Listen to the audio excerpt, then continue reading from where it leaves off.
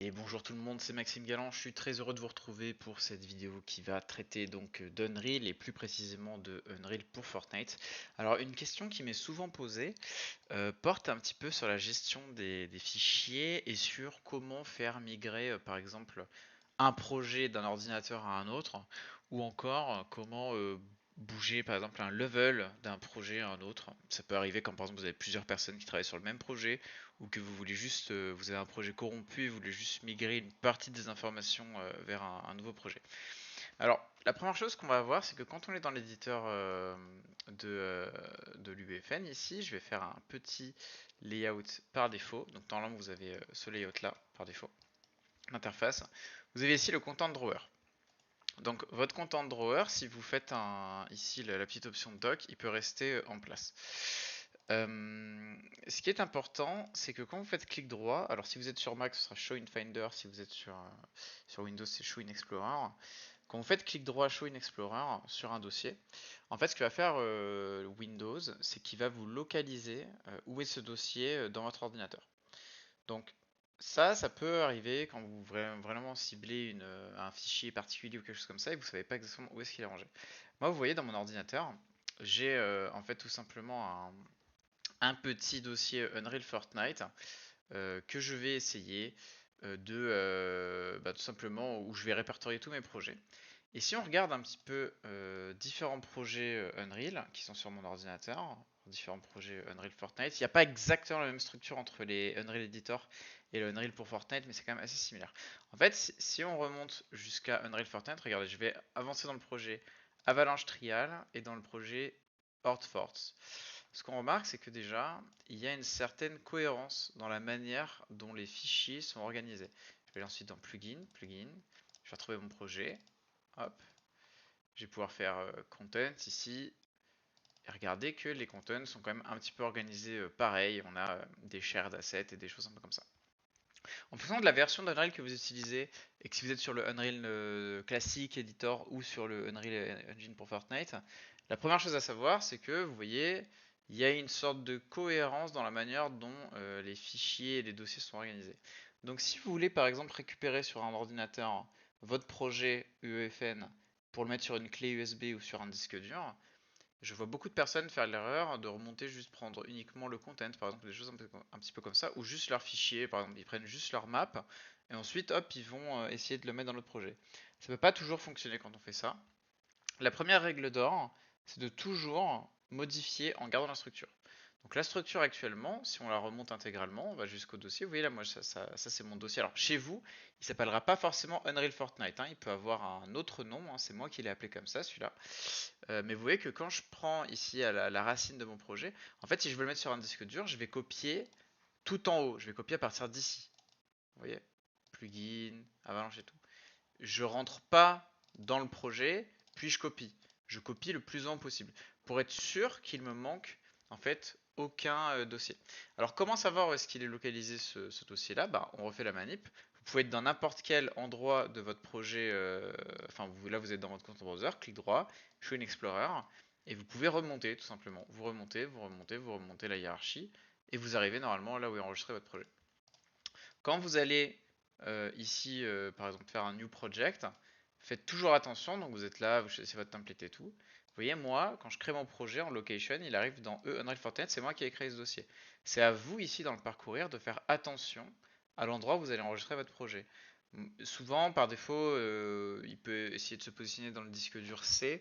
Moi, je suis pas très fan parce que ben, les projets Unreal, ils pèsent vite leur petit poids. Et je préfère avoir ça sur un disque D ou sur un disque E, donc c'est le disque où il n'y a pas mon système d'exploitation. Pour éviter voilà, de ralentir l'ordi.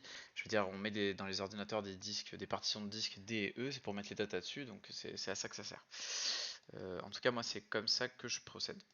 Donc ça, c'est vraiment déjà pour... je refais la manip, hein, mais vous faites Show in Explorer, si votre projet est ouvert, vous pouvez remonter, remonter, remonter et vous effectuez la copie. C'est plus prudent quand vous allez faire la copie. Voilà, mon projet c'est Hordfort, hein, vous pouvez voir hein, en haut à gauche que je suis sur Hordfort. C'est important, des fois, moi je ferme le projet quand je fais la copie, ça m'évite d'avoir des mauvaises surprises, comme par exemple un fichier qui était ouvert quelque part et qui du coup c'est pas copié et du coup il manque à l'arrivée ou quoi. Par précaution, toujours fermé, c'est bien d'avoir une bonne pratique. là-dessus. Ensuite, admettons que voilà, j'aime beaucoup ma map et je veux juste transférer ma map. Ce que je vais devoir faire, c'est essayer de localiser où est la map. Donc la map, c'est vraiment l'ensemble là du niveau que j'ai fait. Donc quand on va aller ici un peu analyser dans le content, il s'avère que là vous voyez que j'ai plusieurs fichiers, hortfort.map, hortfort défaut hload player, voilà. Donc ces deux fichiers là, si je les copie et que je les mets dans un autre, tout simplement un autre projet Unreal, il faut toujours respecter, je vous disais tout à l'heure, hein, plus tôt dans la vidéo, on respecte toujours la copie en, en modifiant, en gardant la structure. Ça veut dire que vous voyez, ce fichier là, hortfort.map, il est localisé dans un dossier qui s'appelle content. Donc on va aller de content à content. Là vous voyez j'ai mon projet Avalanche Trial et mon projet Hortfort. Les deux, si je les mets côte à côte dans l'explorateur Windows, vous voyez la structure, nom du projet, content, nom du projet, content. Donc ça veut dire que si j'ai un objet qui est là, ici, que je veux le basculer de l'autre côté, je garde la structure. Là vous voyez j'ai un dossier qui est dans Sequencer. Bah, je vais pas rentrer dedans et le copier-coller comme ça, hop, de ici à ici. Parce que là, vous voyez, j'aurais copié de Sequencer vers Content. C'est-à-dire que si vous avez importé des assets customisés, par exemple, et que vous avez donc créé dans votre dossier Unreal des dossiers spécifiques, il faut recréer cette hiérarchie de dossiers spécifiques. On appelle ça le routing en projet. Il faut recréer cette hiérarchie pour que donc là, je vais recréer un dossier que je vais appeler Sequencer. Ensuite, je vais rentrer à l'intérieur et je ferai ma copie de là à là. Donc c'est important voilà, de bien penser à ça, de bien respecter. Souvent les débutants, ils essayent, ils créent des nouveaux matériaux, des nouvelles, je sais pas moi, des nouveaux attributs, des nouveaux blueprints, des trucs un peu comme ça, sans trop faire attention à ces structures. Mais le routing dans tout projet, notamment quand vous allez devoir travailler en équipe, c'est essentiel. Et même quand vous n'êtes pas en équipe, c'est essentiel pour pouvoir correctement passer vos projets d'un ordinateur à l'autre. Voilà, c'est un type voilà, plus pratique, mais moi, assez régulièrement, quand je travaille sur des projets, je vais à la racine ici et j'archive avec 7zip ou avec WinRAR, et j'archive mon projet. Pourquoi je fais ça? Parce que chaque année, quand je donne cours dans les écoles de 3D, j'ai des étudiants qui perdent leur travail, voilà, ils perdent leurs travaux, ils perdent leur projet, le projet il est corrompu, le projet ne s'ouvre plus, etc. Donc c'est votre responsabilité que vous soyez étudiant, freelance, voilà, bon, si vous faites du Unreal pour vous, ça va, vous n'avez pas trop de risques, mais à part perdre votre travail. Mais moi, j'estime quand je suis sur un travail que c'est ma responsabilité de garantir les fichiers. Si l'ordi a un problème, il y a un problème sur la sauvegarde, il y a une corruption, j'en sais rien, si la scène est perdue, c'est quand même de ma faute, hein, c'est pas la faute de la machine. Donc, en tout cas, moi dans le travail, dans les studios dans lesquels j'ai travaillé, c'était chacun avait toujours la responsabilité des fichiers. Donc, comment est-ce qu'on fait une bonne sauvegarde? On ferme le projet et on fait un petit clic droit, ajouter à l'archive. Et moi, souvent, en fait, ce que je vais faire, c'est que je vais copier sur des disques durs externes ou je vais juste copier dans un répertoire de mon ordinateur. Avalanche Trial, V, et je mets la date. Donc là, aujourd'hui, ce serait V 18 septembre 2023. Puis si, une semaine plus tard, j'ai continué de travailler sur le projet, je refais une archive, hop, je la renomme encore avec le nom de la date. J'incrémente mes archives, comme ça j'ai une archive pour chaque jour. Et si mon ordi brûle, si mon ordi explose, si le projet est corrompu, il s'ouvre plus, je peux revenir à une sauvegarde parce que j'ai fait une archive. Je peux revenir et donc redécompresser mon archive, réouvrir le projet comme avant et ne pas avoir perdu tout le temps que j'ai travaillé sur le projet.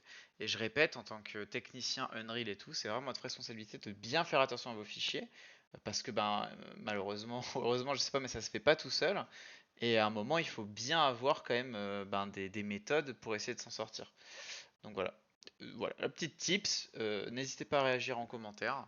Je serai toujours là pour essayer de vous répondre. Et puis, bonne chance si vous essayez de faire des copies ou des petites greffes comme ça d'un projet à l'autre. C'est assez important. A plus tard. C'était Max.